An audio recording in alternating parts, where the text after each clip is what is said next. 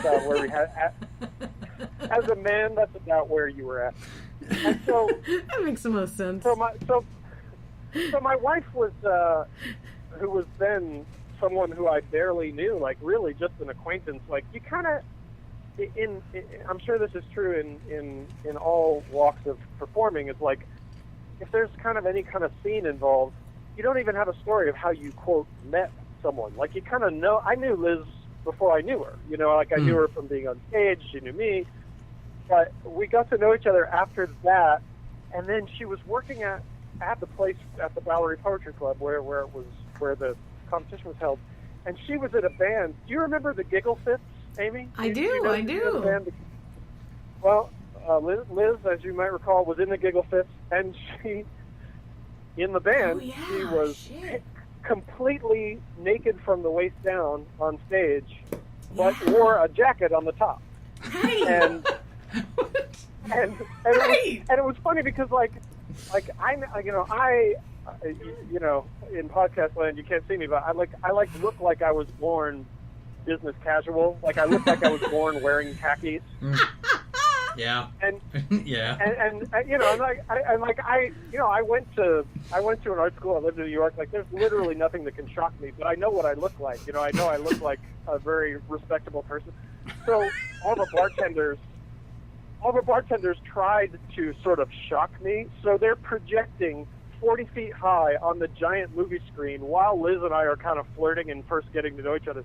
They're projecting a video of her band, and like I saw her vagina on a 30-foot high screen like before our first date. And they were just like trying to show, and it was I mean, I never dated her and I saw her vagina, so I'm just saying, exactly.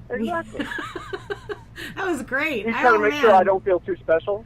I just wanted you to know, no, you were special because you ended up marrying her. I just had to watch her on stage. It's making a real sad face now. Thanks for narrating the podcast. So that was an important piece of information. He's so full. See, he's painting the picture for you. Oh my god, yeah, phone interviews are hard. That's true. Though I suppose it's all audio all the time, so I should stop making faces. Yeah, that's a great, like, How I Met Your Mother story, and I hope you tell it someday if you ever have children, the way that whole television show was stories about sex and weird shit. 7 seasons of not saying the answer. Well, we're not going to have kids, but we'll tell a dog. If we get a dog, we'll tell the dog. Well, no, not even the dog. Just tell the new neighbors. Yes, that. Yeah. This is like how I met your friend's mother, or whatever. It's like how I met or how I met my wife, and I kind of know your parents, and like so I'll just tell random children around. The story. Hey, you get away from those kids. You're like, hey man, that's what Bob-Saget was doing for 7 seasons, actually 9 seasons on CBS. I'm not allowed to tell children sex stories? I don't understand. That's what the whole thing is. Wait, what? Have you ever watched the show? Every episode is like, so this is how I banged a chick. Like, literally every episode. I've actually not watched that show. Sorry, Amy. Are you being No, facetious? I really haven't seen it. Oh, really? I have never seen it either. Oh my god! I have never seen.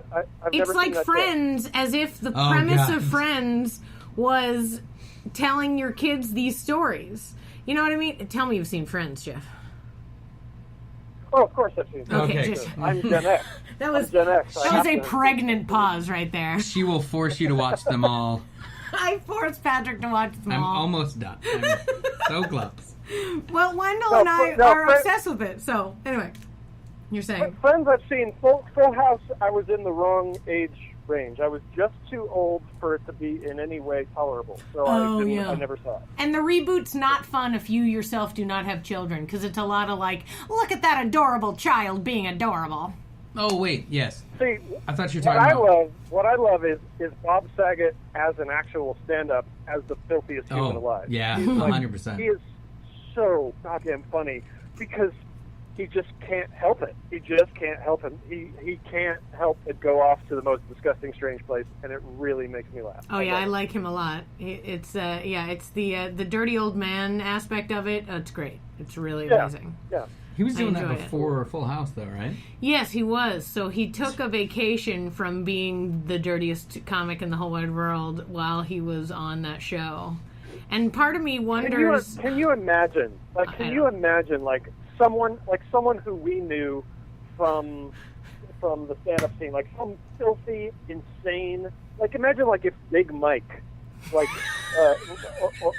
or somebody of this kind, like one of these... Like, there were people who performed at these open mics who were so just, like, debauched and insane. And can you imagine, like, that's like Bob Saget getting a job on that show? Like, if that person, if someone that you knew as a really, real degenerate got a job as, like, the most wholesome show in the world, and his friends had to be home just sweating bullets. No, yeah. Just like God, when's he going to snap and just start being himself after this?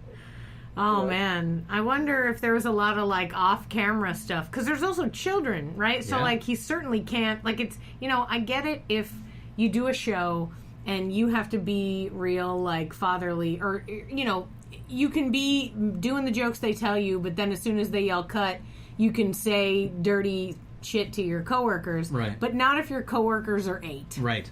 Or infants. Yeah, or infants who will later despise you. Oh. But that's assuming that you have the ability to have the filter you're describing of someone who goes, I shouldn't say that right now. Like, maybe he didn't have that filter. Maybe the second they said cut, it was just horrifying. And I really hope it was that, because that would make that show a lot more interesting to me. I mean, I feel like the show went on too long for that to be the case. I mean, let's be honest. Maybe they just if he was doing that, they'd be like, no. Gotta replace him. Though, can I be honest with you? Do you watch the show BoJack Horseman? Mm-hmm. Jeff? I have seen a little bit of it. Okay. Just a little bit so far. I imagine, and I'm sure it's because it's exactly the same thing, but I imagine BoJack Horseman as Bob Saget. Yeah, 100%. I mean, I'm pretty sure that's how it was kind of built, right? But it's like... That's got to be what they were kind of sort of thinking. That has to be what they were thinking. Yeah, I mean, but I think of the way that BoJack is just a degenerate and does sort of insane shit, I constantly just imagine Bob Saget doing the exact thing. Maybe he had a curse jar, and every time he cursed, he'd had to put money in it, and it went right to the kids' college funds. His curse jar? Yeah. If he said something really dirty. So, like, he paid for everyone's college. Bob, put in the jar, buddy. I feel like he probably paid for, like, an entire generation of children in Los Angeles. Everyone whose parents were involved with the show, there's a Bob Saget Dirty Mouth Fund, and he just pays for college kids. Oh, my God, that's super funny. Yeah, it never occurred to me, the idea of that, though. You're right, Jeff. The, like, who's the person who's, like, the worst or, like, just the dirtiest, craziest person you can think of. Now they're playing a dad on a sitcom. Like, what would you do? It's like, oh, man. Because that was him. I mean, that really, like, everyone who knew him were like, you got a job doing what exactly again? Like, everyone who knew him knew this was a terrible idea, except, you know, obviously it lasted, it worked. Yeah, who watched him do stand-up and then was like, got a perfect part for you, buddy? I wonder if it was his friend. Like, I wonder if the casting director was, like, friends with his, so, like, gave him a chance, or, alternately, a total stranger, a person who'd never, ever seen him before. Yeah. It was before the time where, you could just Google somebody, you know what I mean? So, you would have had to have worked pretty hard to get stuff. You could really at that time be famous and almost completely unknown at the same time. It was kind of weird. If the casting director did not know about him and then heard later on, can you imagine all the bullets that person was sweating when they like heard his stand-up for the first time? What have I done? What have I done? I'm never going to work in this town. Please don't let this come out. Yeah. Man, I wonder. Now I want to, like, research the, like, casting people that were involved with Full House throughout the course of it to see if somebody got fired after the first season or something. That would be hilarious. I only do that now because I've been doing, you know, this kind of thing for so long, and I've worked with so many different groups, you know. Occasionally, Right. a person here and there will get famous, or I'll see them, or what I've started to do is try to be a bit more cognizant of the names in the credits. So, like, while I'm watching shows, if I really like a show, I just, like, commit to memory the, like, casting director, the, like, writer of the thing, so that later I can look them up and watch all the other things that they've been involved in. Because it's like, what can I do to, like, ensure, with the deluge of stuff that's available to me, how can I be sure that what I'm receiving is actually, like, stuff that I like? Well, if there's a specific casting director, in fact, her name's Sharon Bialy, and my husband and I literally just search anything that she is casting, and then watch it, because she's great. She picks the best people.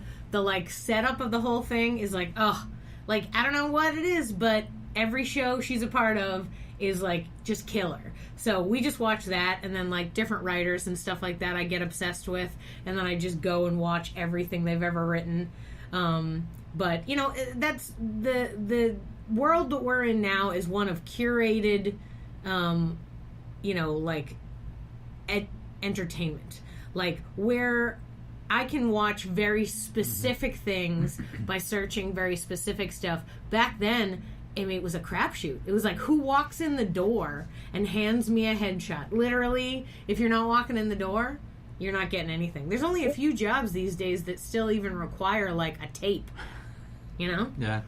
Yeah, well, yeah. I mean, really, back then, it seems like all these jobs have actually changed descriptions entirely. Like, back then, a casting director's job was to know everybody, was to really know everybody, and that was a commodity, you know, because they, you know, the producers and the directors, they couldn't know everybody who was out there. Well, that was the casting director's job, was to fill that slot, to know, okay, I know 10 guys who could be good for this one. I know 3 women who would be good for that, and I bet you I could find a couple more. Like, they would just know. They would have this encyclopedia in their heads. Now, as you say, it's like you can just Google somebody and you can know a lot more about them than just, like, somebody's say-so. You know, back then it was like that was the casting director's whole strength. I mean, it probably is still today, maybe around the other side, which is like now you can know so much about so many people that there's no way you could keep track of it all. Yeah. And so casting directors have to keep track of it all. Yeah. Sometimes I think, too, when my uncle, who's an actor in L.A., came on the show, and we were talking to him about, you know, his experience, because he's been acting for many years. I won't age him. But anyway, he was talking about how he had been acting in L.A. for so long, but there's sort of an ebb and flow to casting directors knowing you, just because there's so many people that they forget. Sure. And then it's only if somebody else puts you in front of them, or if you happen to get something. So he's like, I didn't do anything for years, and then all of a sudden I got this one small TV thing, and then somebody saw me on TV and was like, hey, that guy's pretty cool. And then all of a sudden I got 100 offers to do a bunch of different stuff just because of one tiny little thing, and they were like, oh, hey, that's pretty, you know, let me use that guy. I forgot that guy existed. Well, that's what happened when I was in New York. I did commercials and voiceovers, and what happened was I was doing stand-up, and this a commercial agent came up to me, talked to me after the show, and was like, hey, come on in, and, you know, we'll introduce you around, we'll send you out a little, we'll see how it goes. And nothing happened. I mean, nothing. Like they would, the way it worked at that time, I don't know if it's still the same or whatever, but the way it worked at that time was if you were not signed, if you were just freelancing, you really didn't get sent out very often, which meant almost for sure you weren't going to get anything. I mean, if you go out once every week and a half, you're really behind the 8 ball already. It's like really, and so it was like really stressful because it was like, God, they're going to give up. And finally, both sides, we just sort of gave up. We were just like, you know, like without even saying it, we just sort of, they stopped sending, I stopped bothering, and it was fine. Okay, so then I got this Comedy Central, this Live at Gotham thing, and I was like, let me just try this just for the hell of it. So I sent an email back to this agent. She's great. She was great. And, you know, she was like a very non-industry brained person. She was a really like a very human person, which was in a way kind of a rarity. But I was like, oh, let's see what happens. So they brought me in, and I knew what was going to happen. They were going to send me out that afternoon. I knew they would do that because that's just the way it works. Like you go in, you meet a commercial agent, they're like, great, okay, we have this thing. Why don't you go out on this and we'll see how the... And as luck, and truly luck, would have it, I booked it. I ended up booking just for no good reason. And from that point on, they sent me out so